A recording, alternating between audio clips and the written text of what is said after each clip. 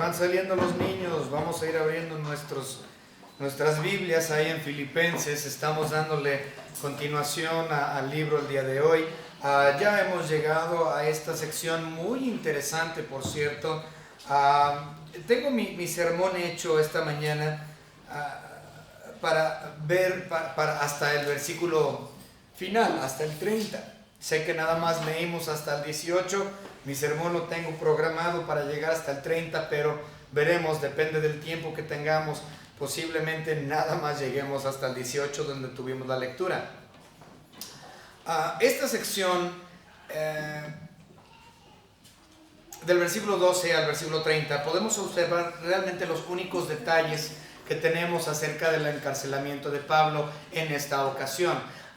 Capítulos 3 y 4, 1, la mayoría del capítulo 1, 2, 3 y 4, realmente no tenemos detalles acerca de su encarcelamiento. Aquí es donde más tenemos detalles de esa experiencia que él vivió en esta ocasión. Y cuando estudiamos nosotros la introducción al libro de Filipenses, recuerden que tuvimos 2 días de introducción cuando empezamos el libro, 2 domingos, y en ese tiempo de introducción nosotros mencionamos que hay diversidad de opiniones de dónde estaba él encarcelado. Algunos decían, no, pues es que él escribió el libro de Filipenses mientras él estuvo encarcelado en Cesarea. Otros creen, no, es que él escribió el libro de Filipenses cuando él estaba encarcelado en Éfeso. Y aún otros dicen, es que estaba en Roma cuando él escribió Filipenses. La realidad, hermanos, nosotros ya hemos llegado a la conclusión que en efecto él se encontraba en Roma cuando él escribió, preso en Roma, cuando él escribió el libro de los Filipenses. Y esto lo podemos deducir fácilmente por uno de los últimos versículos del libro. Vamos rápidamente a Filipenses capítulo 4, versículo 22, el penúltimo versículo del libro. Dice el versículo 22, todos los santos os saludan y especialmente los de la casa de César. Obviamente la casa de César estaba en Roma, no estaba en Cesarea, estaba en Roma. Es decir, que muchos de las personas de la familia de la casa de César habían recibido a Cristo como su Salvador por la predicación de Pablo. Varios en la casa del César. Ahora, muchos han dicho, bueno, seguramente fueron los esclavos que eran siervos dentro de la casa del César, que fueron los que recibieron a Cristo. Posiblemente los familiares de César de forma directa no, pero gente que servía dentro de la casa del emperador. Y pues es muy posible que eso sea cierto. No tenemos registros de específicamente quién dentro de la casa del César fueron los que fueron salvos. Pero definitivamente él lo escribió desde Roma, eso ya lo habíamos establecido. Y una de las particularidades muy notorias de la sección que vamos a ver en esta mañana es que él está tranquilo, Pablo.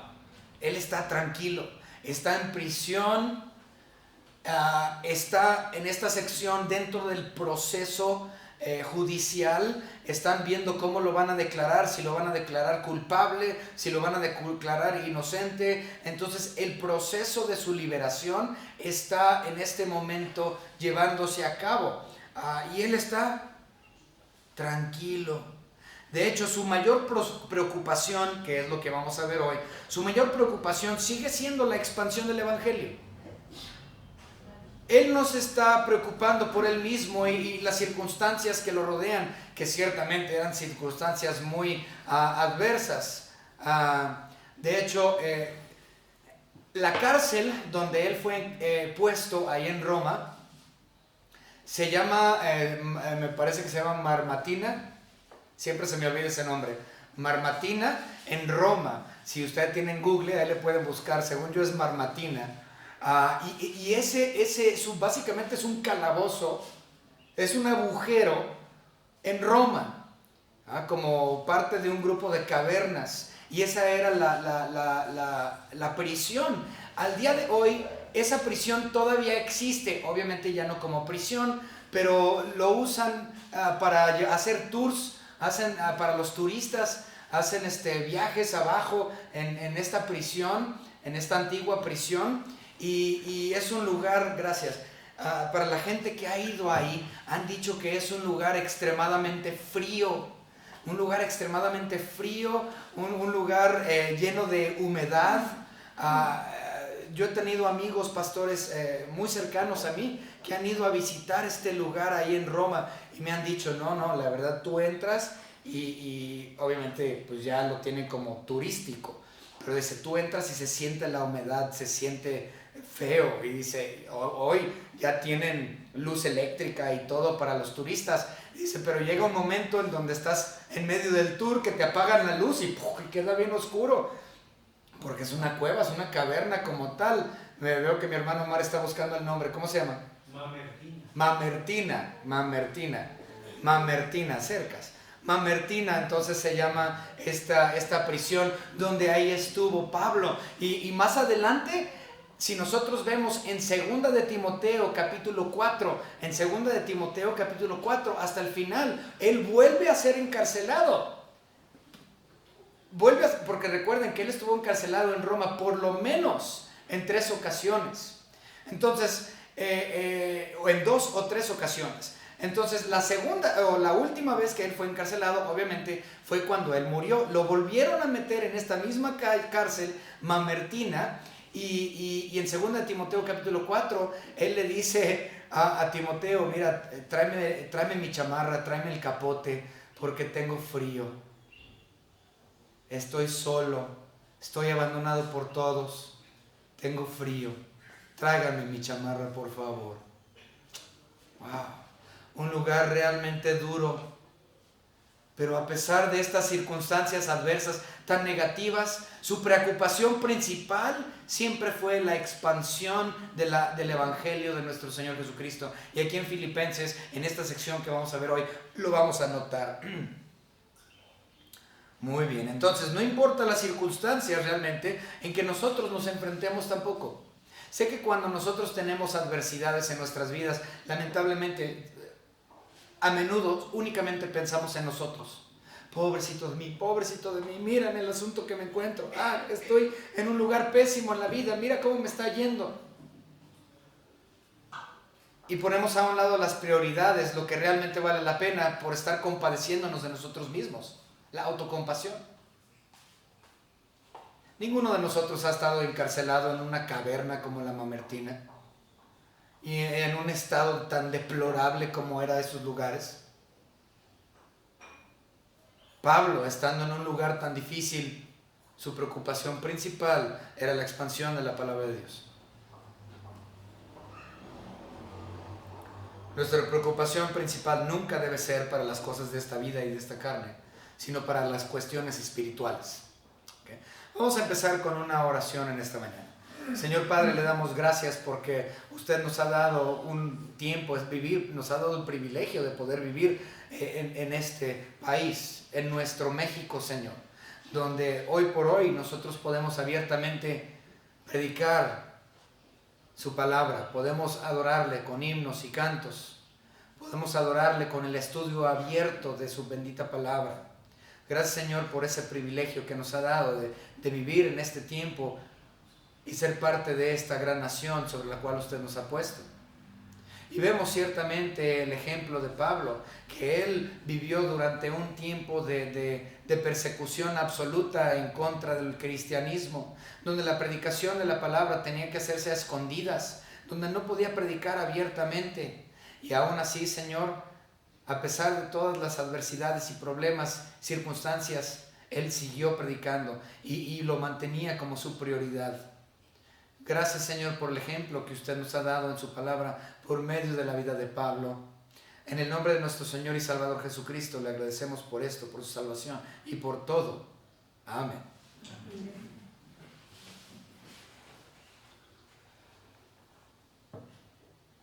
Muy bien. Dividí esta sección en 3 partes. Los eventos que llevaron a Pablo a Roma. Los eventos que llevaron a Pablo a Roma. Desde el versículo 12 al versículo 14. Los eventos que llevaron a Pablo a Roma.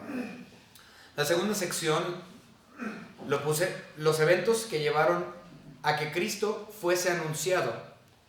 Versículos 15 al 19. Los eventos que llevaron a que Cristo fuese anunciado. Versículos 15 al 19. Por último, la última sección, puse como título aquí, los eventos de crisis físicos de Pablo magnificaron a Cristo. Los eventos de crisis físicos de Pablo magnificaron a Cristo. Otra vez. Primer punto, los eventos que llevaron a Pablo a Roma. Versículos 12 a 14. Los eventos que llevaron a que Cristo fuese anunciado. Versículos 15 al 19. Y el tercer punto, los eventos de crisis físicos de Pablo magnificaron a Cristo. Pero si lo quieren ver a forma aliterada, algo que hice especialmente para nuestro hermano Víctor, que le gustan, versículos 12 al 14, las cadenas de Pablo, versículos 15 al 19, los críticos de Pablo, y versículos 20 al final, la crisis de Pablo, sus cadenas, sus críticos y su crisis. ¿Okay? Especial para ti, hermano. Normalmente no hago algo aliterado, pero vamos a continuar. Entonces, primera parte, versículo 12, Filipenses 1:12. Quiero que sepáis, hermanos, que las cosas que me han sucedido han redundado más bien para el progreso del Evangelio. Entonces, nuevamente, los eventos que llevaron a Pablo a Roma. Pablo lo resume simplemente con esta frase: las cosas que me han sucedido. Él dice las cosas que me han sucedido. Ahí resume todo. Las cosas que me han sucedido o los eventos que lo han llevado a Roma. Pero ¿cuáles son estas cosas que le han sucedido? Pues le sucedieron un montón de cosas.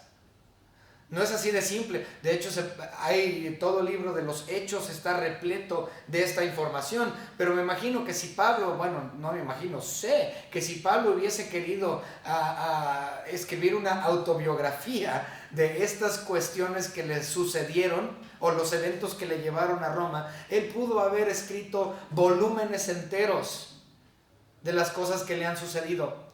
Pero este no es el punto que él está tratando de dar aquí. Por lo tanto, él simplemente lo resume. Las cosas que me han sucedido, que me han llevado o me han traído hasta este punto.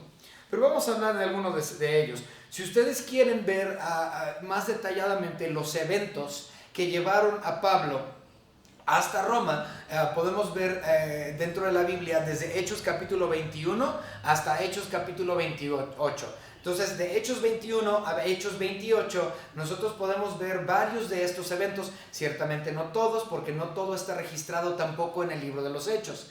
De hecho, una cosa muy interesante, no vemos, por ejemplo, nada de lo que sucedió en Creta, en la isla de Creta. Nada de lo que sucedió en la isla de Creta queda registrado en el libro de los Hechos. Nada.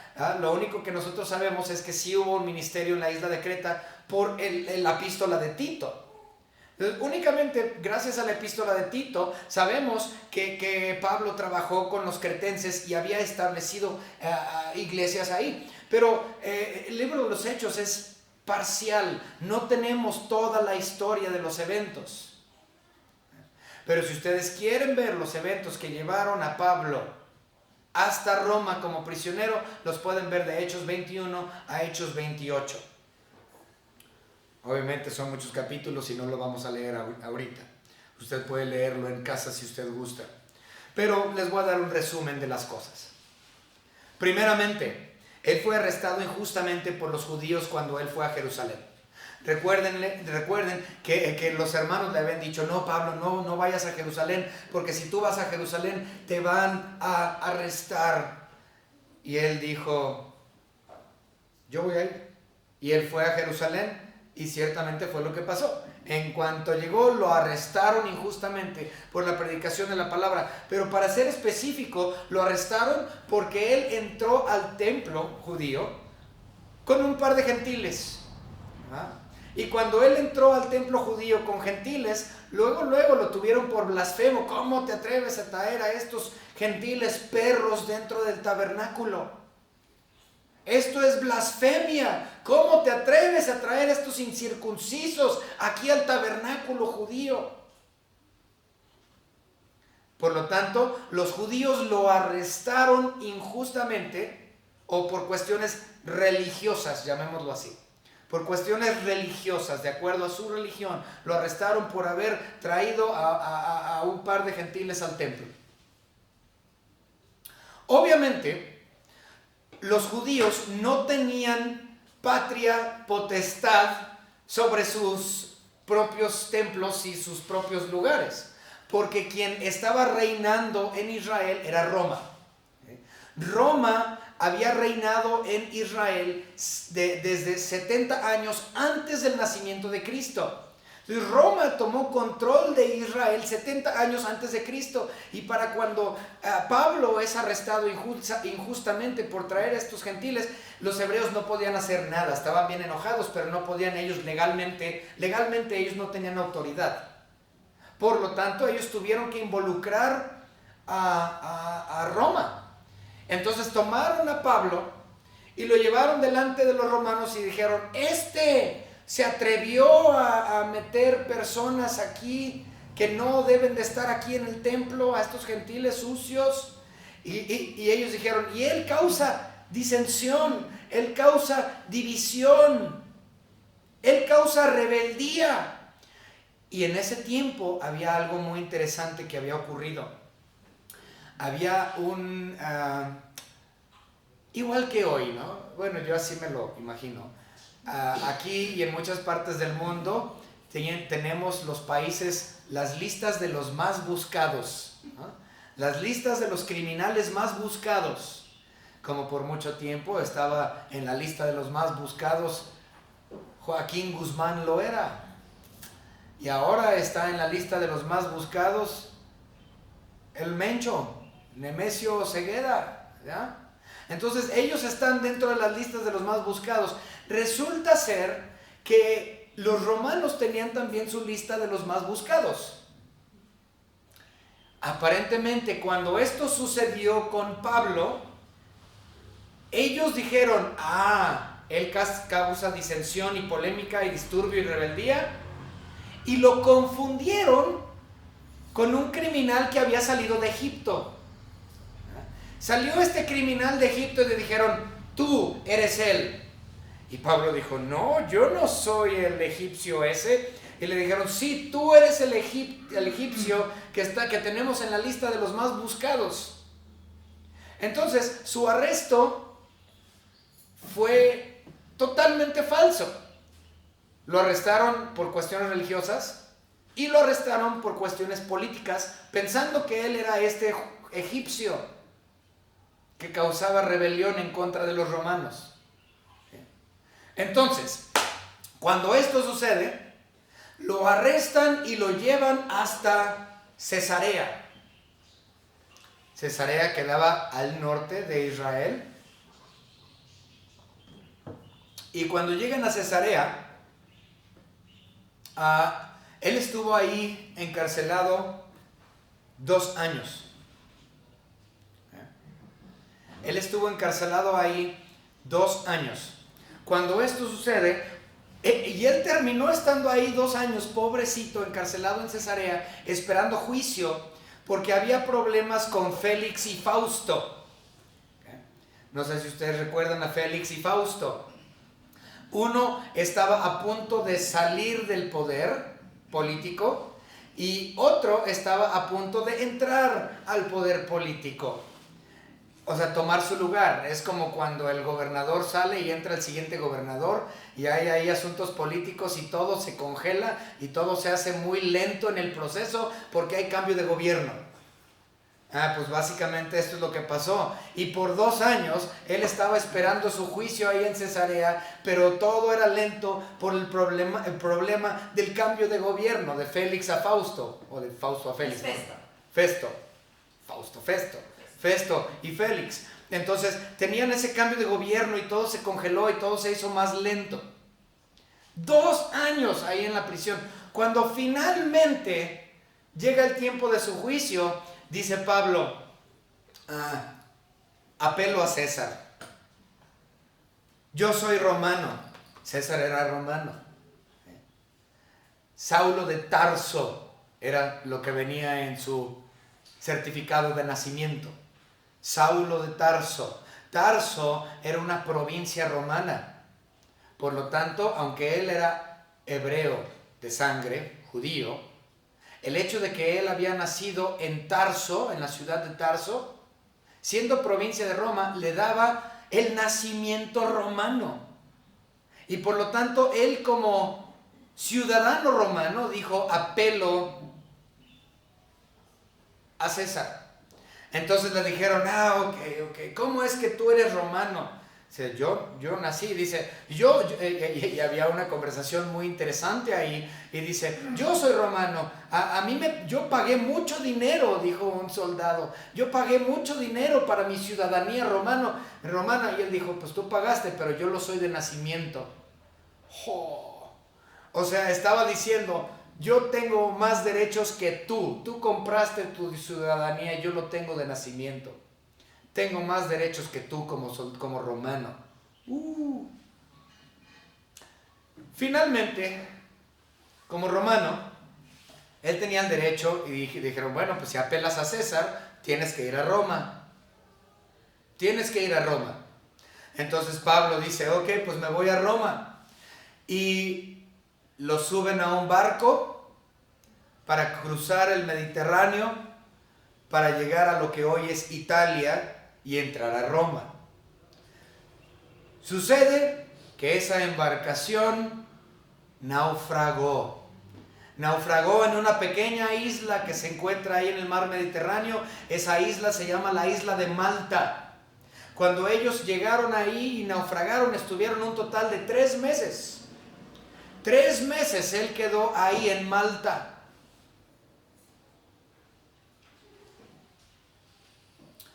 Finalmente, ellos pudieron llegar a Italia y a Roma. Y estando en Roma, ahí es cuando comienza esto del libro de los Filipenses. Ahí fue donde él escribió este libro. Entonces, todos estos eventos sucedieron para que él llegara a Roma.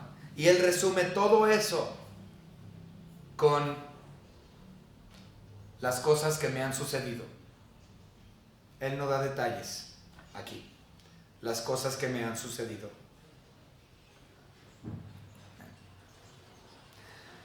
Una cosa interesante, la predicación del Evangelio a Roma estaba siempre en la mente y en la agenda de Pablo. Pablo siempre que quiso ir a Roma a predicar. Hay por lo menos 2 o 3 lugares en la Biblia, en el Nuevo Testamento, donde Pablo expresa su anhelo por ir a predicar a Roma. Vamos a ver un par de ellos. Hechos, capítulo 19.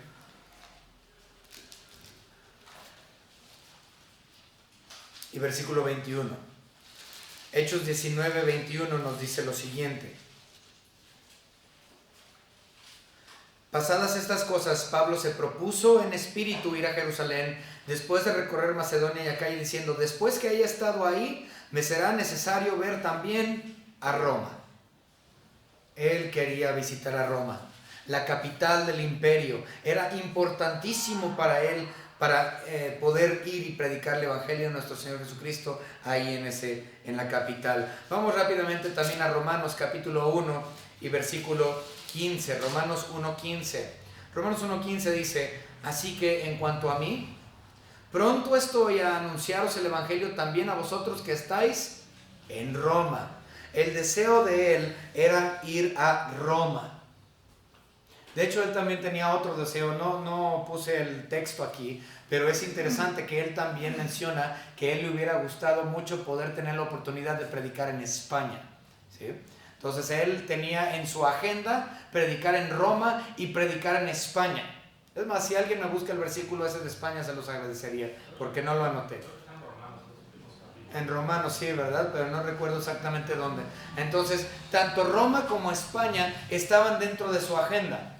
No sabemos, obviamente, si él llegó a ir a España, porque nuevamente les vuelvo a decir, Hechos no incluye todas las hazañas que el Espíritu Santo hizo por medio de los apóstoles. Entonces no tenemos toda la información en el libro de los Hechos.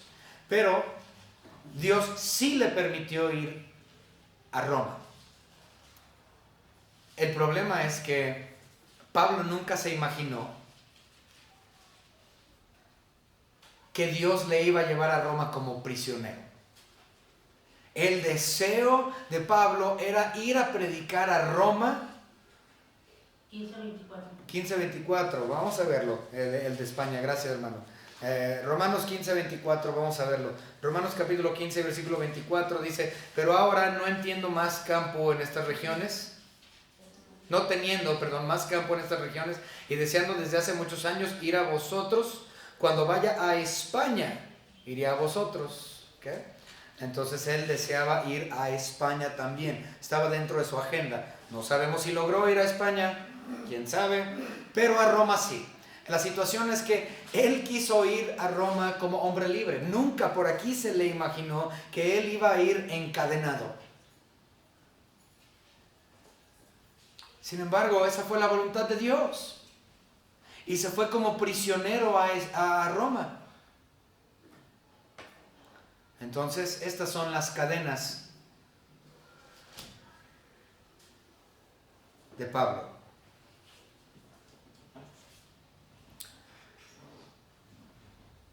A pesar de todas estas circunstancias tan negativas que le pasaron, encarcelado 2 años, olvidado ahí por cuestiones de cambio de gobierno, posteriormente, bueno, antes de eso el arresto falso, fraudulento, después lo de Cesarea por 2 años y cambio de gobierno, después del naufragio y todo lo que sucedió en Malta, y luego ser llevado a Roma y puesto en Mamertina, lugar horrible. A pesar de todo eso, Dios le abrió grandes, grandes puertas para predicar el Evangelio. Él tuvo mucha bendición a pesar de sus circunstancias. Hace unos años, bueno, ya tiene muchos años, mi esposa y yo conocimos a una pareja, se apellidaban Titus o Tito. Ellos los conocimos allá en Indianápolis, una pareja mayor. El hermano tenía cáncer terminal y lo internaron en el hospital.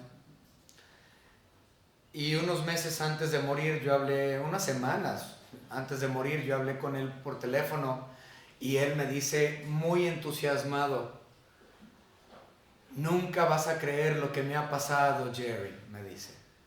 Dije, ¿qué? Y me dice, desde que yo he estado hospitalizado, amarrado a esta cama, muriéndome de cáncer, dice, Dios me ha abierto grandes oportunidades para evangelizar. Dice, yo he ganado a más personas para Cristo desde que estoy internado que en toda mi vida como cristiano. Dios me ha abierto las puertas para la evangelización estando ya en mis últimos días, y me lo dijo con un gozo como ustedes no tienen idea. Feliz porque Dios le dio esta oportunidad a pesar de sus circunstancias tan feas y el dolor tan horrible que él estaba pasando. Dios le permitió llevar el evangelio a otras personas que si él hubiera estado sano, posiblemente nunca hubiese tenido esa oportunidad. Esto mismo pasó con Pablo. Muchas veces Dios nos pone en situaciones adversas y difíciles para poder predicar, aunque no nos guste la situación y sea una situación extremadamente difícil, horrible, dura, triste. La evangelización siempre es primaria. Eso nos debe de traer gozo absoluto y Dios nos pone en esas circunstancias para que podamos llevar el evangelio. Este fue el caso de Pablo. Él se fue a Roma en cadenas, Pero aunque se fue en cadenas, Dios le abrió grandes puertas para poder evangelizar. Le puso en el pretorio posteriormente. Él estuvo en el pretorio romano. Y se estima que en el pretorio romano, bueno, vamos a leer Filipenses 1:13. Aunque ya leímos el 12, dice: quiero que sepáis, hermanos, que las cosas que me han sucedido, ya lo explicamos, han redundado más bien para el progreso del evangelio. No importa la circunstancia tan fea, ha sido para el progreso del evangelio. Esa es mi prioridad. Y ha avanzado. Dice el versículo 13: de tal manera que mis prisiones se han hecho patentes en Cristo en todo el pretorio y a todos los demás. El pretorio se cree que tenía ahí en Roma, obviamente la capital del imperio, entre 10,000 y 12,000 pretorianos o soldados. Entonces había entre 10,000 y 12,000 efectivos romanos que se encontraban ahí en ese lugar. Es lo que se estima. Y pues no se duda, digo, estaba en la mera capital. Y una cosa interesante es que era una oportunidad única para predicar a una audiencia tan grande. Era una oportunidad única. Y estos soldados eran también un auditorio cautivo. Número uno, ellos no podían correr. No te quiero escuchar, Pablo, quítate. No podían ellos correr. ¿Por qué? Pues era su chamba, era su trabajo, tenían que estar ahí de guardia. Ellos no podían decir, ya cállate, y nada más largarse y para no escucharlo. Tenían que estar presentes. Estaban cautivos juntamente con él, estos soldados. Pero no nada más cautivos, literalmente amarrados a él. La razón es esta. Cuando en la política romana, en el proceso de encarcelamiento y todo eso, cuando un criminal era considerado de alto perfil, se acostumbraba que el criminal se le ponía el grillete y se le amarraba el otro extremo al soldado. Entonces el soldado literalmente estaba encadenado juntamente con Pablo. Y ellos hacían sus rondas aproximadamente cada 6 horas. Entonces cada 6 horas le cambiaban el grillete al soldado y ponían a otro. Cada 6 horas cambiaban el grillete y le ponían a otro. Entonces los tenían por rotación a estos soldados. Ellos estaban ahí constantemente, amarrados, literalmente cautivos. No podían escapar a la predicación de Pablo. Y eso lo tenemos también en la Biblia. Tenemos ejemplos de esto, de que estaban amarrados literalmente al prisionero. Uno de ellos, bueno, vamos a verlo. Hechos. Esto le sucedió a Pedro. Vamos rápidamente a Hechos. Hechos capítulo 12. Vemos un ejemplo de esta práctica. Hechos capítulo 12. Y vamos a leer el versículo 16. Hechos 12, 16.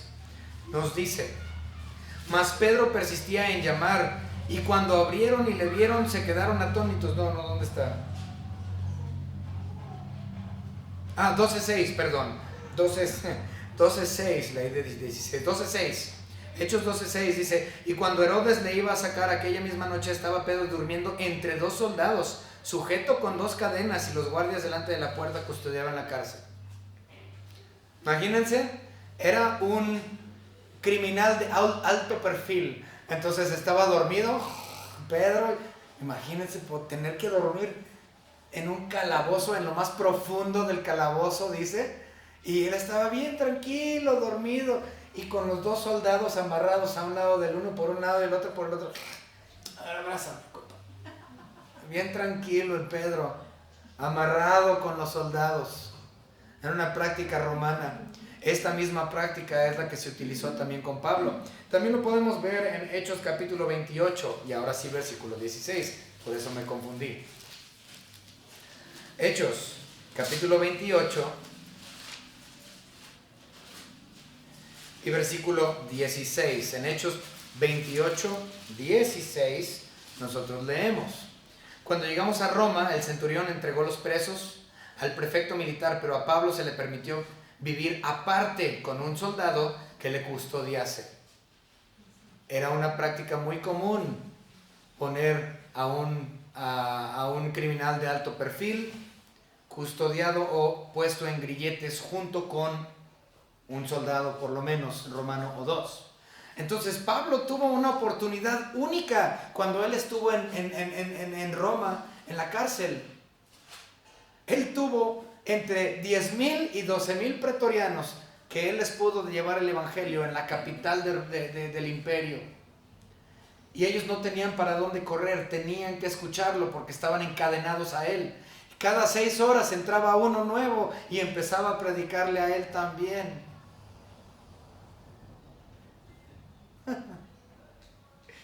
Me hace bien cómico. Ciertamente, el progreso del evangelio redundó para bien todas sus circunstancias.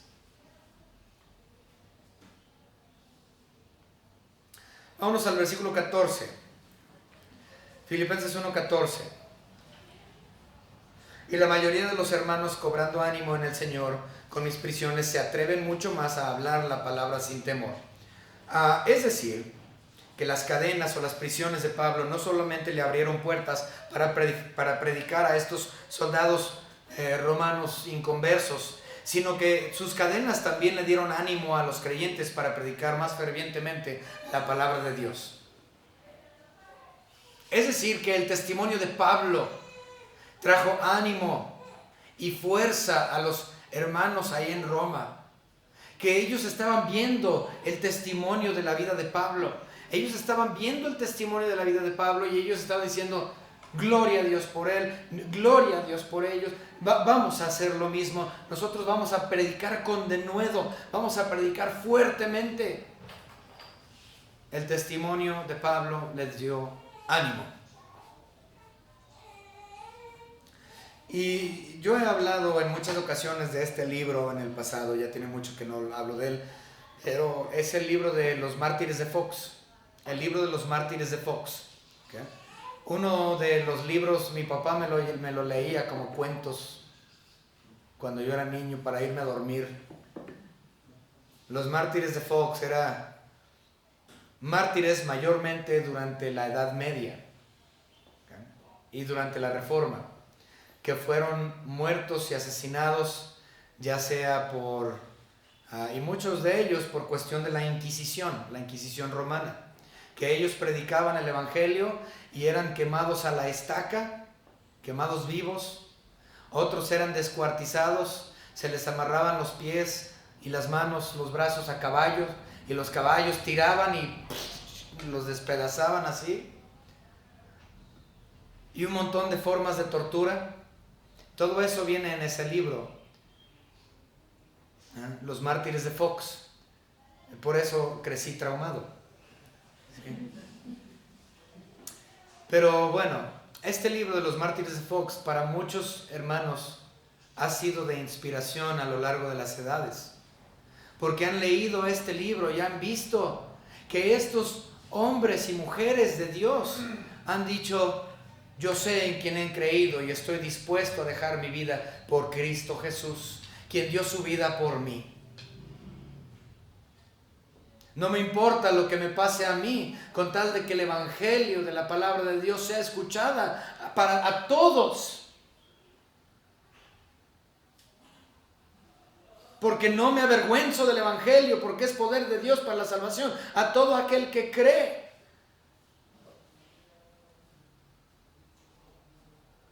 La predicación del evangelio debe de ser abierta sin temor, sin avergonzarte, estando dispuesto a dejar tu vida por la verdad.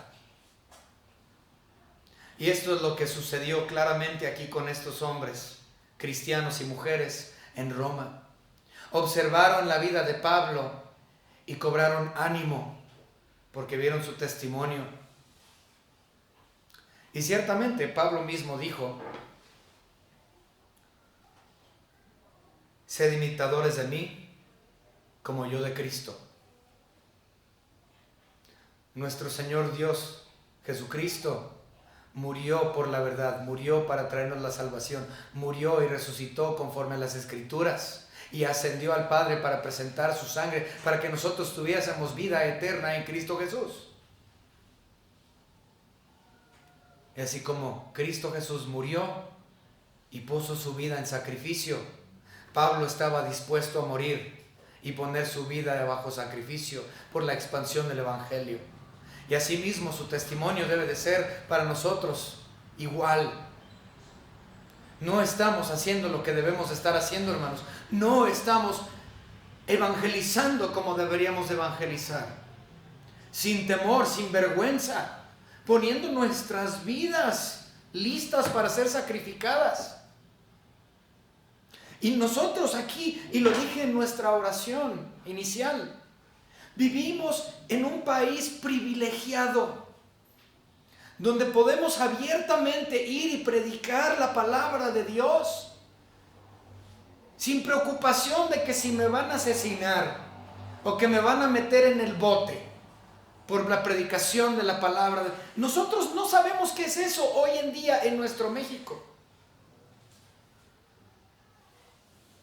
Hace unas cuantas décadas posiblemente eso haya sido cierto y sabemos que era cierto. Pero ahora, en el 2023, eso es casi insólito, eso no se escucha.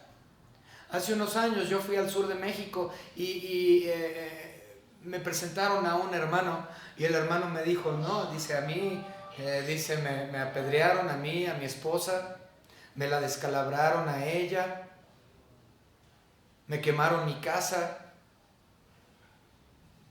se robaron todas mis pertenencias. A él lo conocí en Puebla, el centro del país.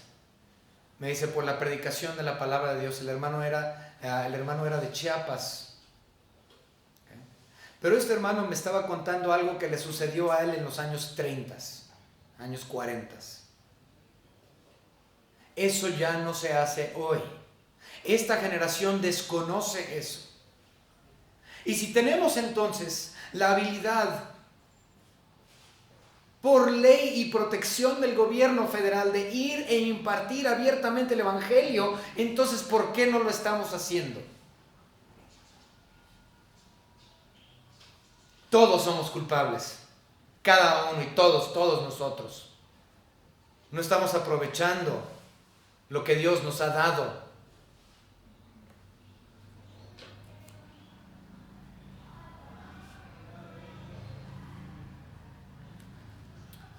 Estas son las cadenas de Pablo. Vamos entonces a continuar. Punto número 2, por fin. Los eventos que llevaron a que Cristo fuese anunciado a los críticos de Pablo. Los críticos de Pablo. Ya vimos sus cadenas, ahora los críticos. Vamos a leer rápidamente versículos 15 al 19. Algunos a la verdad predican a Cristo por envidia y contienda, pero otros de buena voluntad. Los unos anuncian a Cristo por contención, no sinceramente, pensando añadir aflicción a mis prisiones. Pero los otros por amor, sabiendo que estoy puesto para la defensa del Evangelio. ¿Qué pues? Que no obstante, de todas maneras, o por pretexto o por verdad, Cristo es anunciado, y en esto me gozo y me gozaré aún. Allen, ¿me haces un favor? ¿Me podrías cerrar la puerta porque el reflejo no me deja ver? Gracias. Híjole, hermano, ya no veía nada. Ok, muy bien. No vamos a pasar mucho tiempo aquí porque aparte de que no tenemos mucho tiempo, creo que los versículos son muy autoexplicativos. Creo que es muy fácil comprender esta sección. Es simple comprender su significado. Pablo tenía enemigos o críticos que realmente lo odiaban. La mayoría de los comentaristas, los eruditos bíblicos, aunque aquí no se identifican quiénes eran, estos críticos, no nos dice por nombre ni quiénes eran. Pero la mayoría de nosotros creemos que eran por parte de los judaizantes, de los que eran legalistas. Por ejemplo, podemos ver el caso más notorio de los judaizantes, sin lugar a dudas lo vemos en el libro de los Gálatas. Si nosotros vemos el libro de los Gálatas como tal, ahí Pablo está súper enojadísimo con todos los judaizantes que habían entrado a la iglesia de Galacia y les habían dicho: qué bueno que ustedes creen en la gracia, qué bueno, pero es insuficiente. Ustedes tienen que circuncidarse, ustedes tienen que abstenerse de ciertos alimentos, ustedes tienen que observar el sabático, ustedes tienen que... Entonces, estaban a favor de la gracia, agregándole leyes, porque decían que la gracia era insuficiente. Y predicaban a Cristo, sí, predicaban de Jesús, y de su gracia, y de su sacrificio, su muerte, su sepultura, su resurrección. Pero querían añadirle a eso ley. Estos eran los judaizantes. Y en la actualidad, estos todavía están hoy.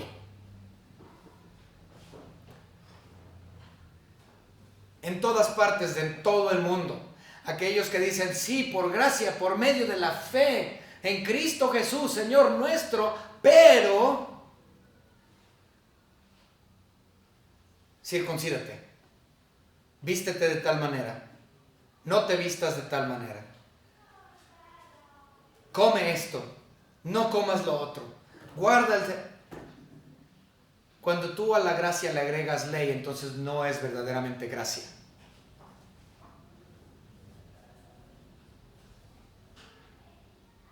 Inclusive, y me duele mucho decirlo, ustedes saben esto,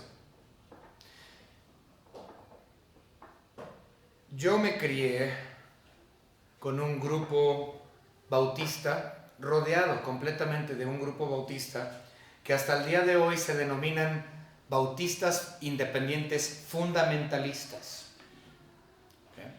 Un grupo muy conocido en todo el mundo, bautistas independientes fundamentalistas, que predican gracia por medio de la fe en Cristo Jesús, y que en ningún otro hay salvación. Arrepiéntete y conócele a Él. Predican la verdad en ese aspecto, pero terminan agregando ley sobre ley, sobre ley, sobre ley. No hagas esto, no hagas aquello, no hagas de esto otro. Le están agregando a la gracia ley. Lo único que ellos quieren decir entonces es separación del mundo, hablando de santificación progresiva. El problema es de que su definición de santificación progresiva no es la misma santificación progresiva a la cual la Biblia está aludiendo. Ellos están agregándole leyes de hombres, gravosos. La gracia más algo más no es gracia. Estos son los judaizantes. Y hay muchas denominaciones que hacen eso. Otra vez, incluso los bautistas independientes.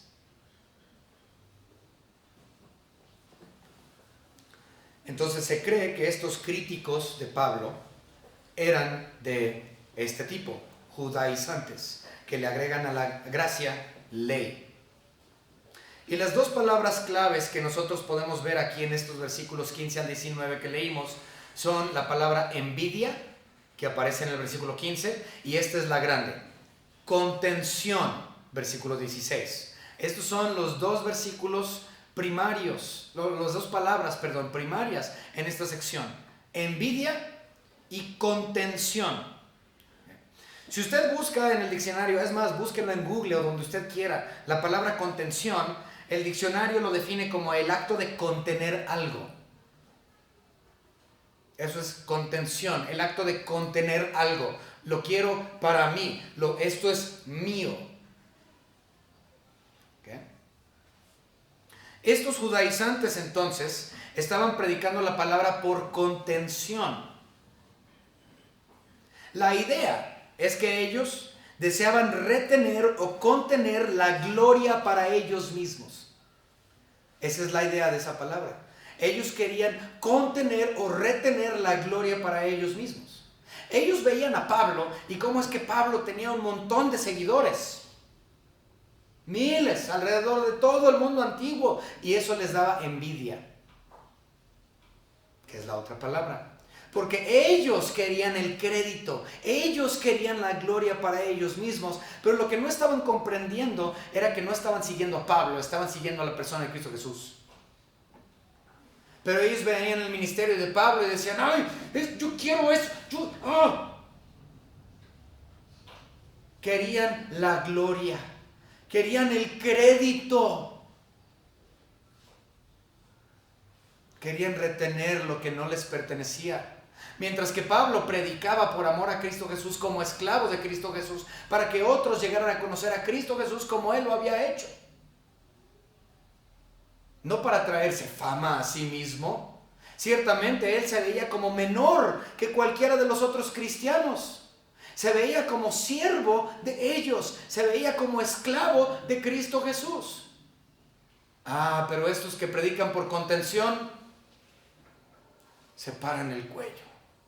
Yo soy el pastor, el ungido de Dios y todos me sirven a mí. Yo no soy siervo de nadie, ustedes me sirven.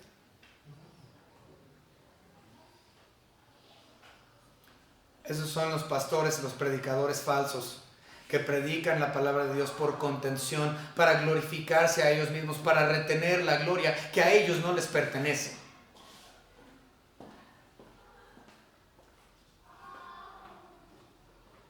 Predican la gracia, pero le agregan a la gracia ley. ¿Para qué? Para distinguirse.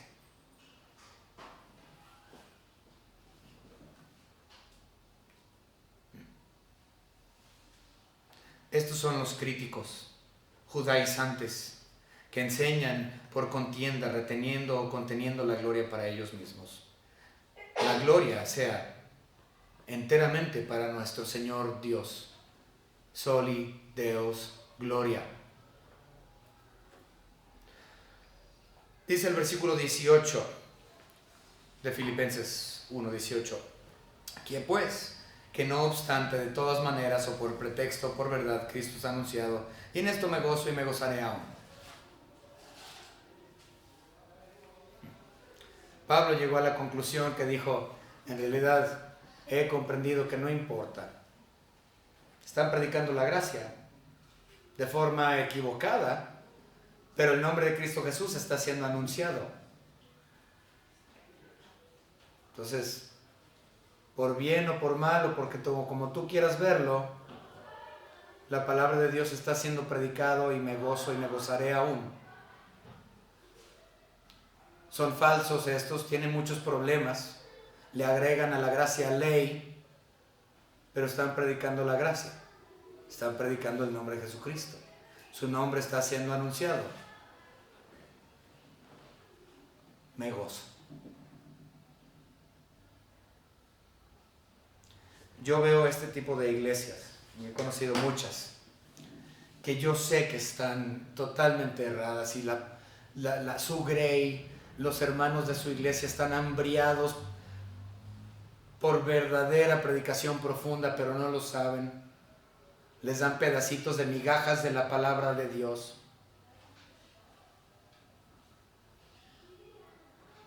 Pero saben que, aunque yo no estoy de acuerdo con lo que ellos hacen o con lo que ellos predican, en su mayoría,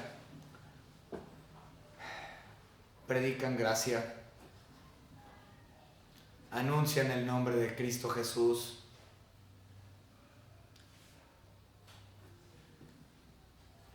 Me gozo por ello, porque yo sé que últimamente el trabajo es del Espíritu Santo. Si gracia está siendo predicada y ellos realmente son salvos, el Espíritu Santo los va a sacar de ahí. No se van a quedar ahí, van a salir de ahí y van a buscar donde se predique gracia, soli Deus, gloria y sola gratia, sola gracia, sola fide, sola gratia. Un verdadero salvo no se va a quedar ahí, va a tener que salir de ahí por el Espíritu Santo que mora en él. entonces nos gozamos en el Señor.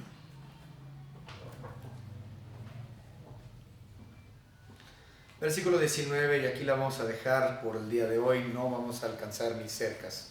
Pero Filipenses 1:19, porque sé que por vuestra oración y la suministración del Espíritu de Jesucristo, esto resultará en mi liberación.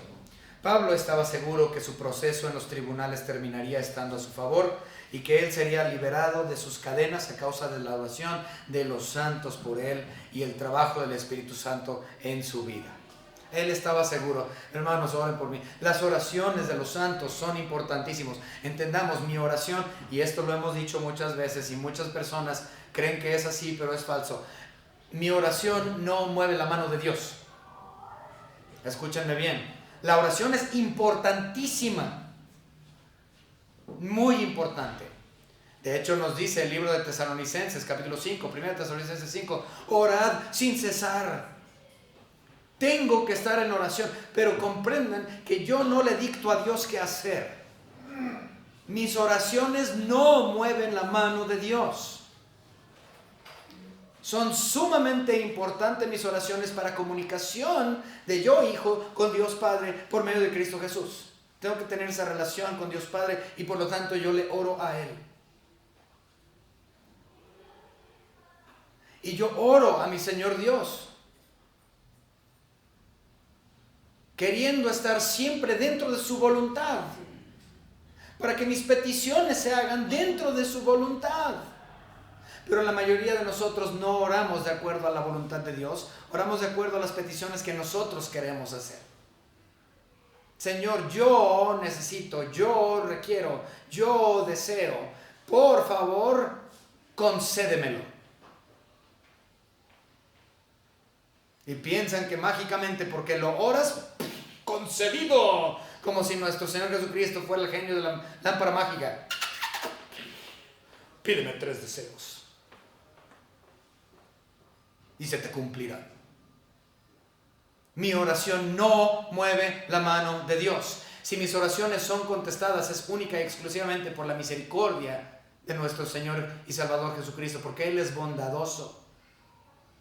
Y si Él contesta es porque esas contestaciones fueron porque la oración se hizo dentro de su voluntad.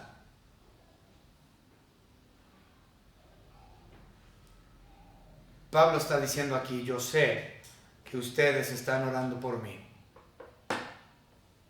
con amor, sometiéndose a la voluntad de Dios Padre. Y estoy seguro que Dios está escuchando esas oraciones levantadas dentro de su voluntad. Y seguro que el Espíritu Santo está obrando en mi vida y en la vida de ustedes. Y sé que yo seré liberado. Pero no es a causa de la oración de ellos. Porque nuestras oraciones no mueven la mano de Dios. Dios no es un genio mágico que cumple deseos.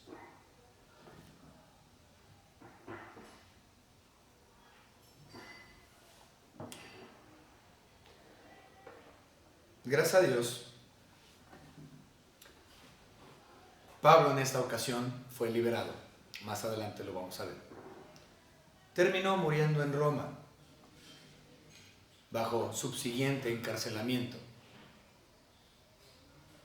Pero en esta ocasión, él comprendió que él iba a ser liberado y el proceso tribunal o judicial en contra suya fue levantada.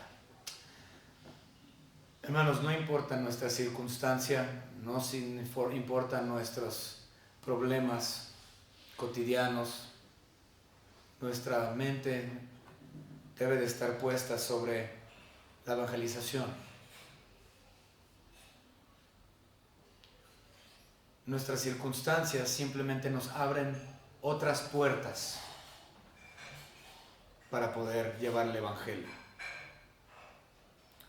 Espero que esto haya sido de bendición para ustedes en esta tarde, en esta mañana, que hayan realmente comprendido. Hermanos, estamos en una posición muy privilegiada, en un país privilegiado, con leyes privilegiadas, donde podemos abiertamente predicar.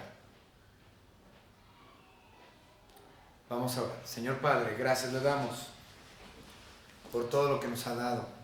Le pedimos, Señor, que nosotros podamos seguir aprendiendo, seguir creciendo. Gracias, Señor, por su salvación preciosa. Gracias, Señor, porque podemos tomar el ejemplo de Pablo, ser imitadores de Pablo, así como Pablo también imitadores de Cristo. Ayúdanos, Señor, a ver la vida y estas adversidades que Él vivió y tenerlo a Él y a usted, mi Señor Jesucristo, como nuestros modelos a seguir para poder llevar el Evangelio y poner nuestras vidas, Señor, si es necesario, en holocausto. Gracias, Señor, por todo lo que nos ha dado. En el nombre de nuestro Señor y Salvador Jesucristo, nuestro Señor y Dios. Amén.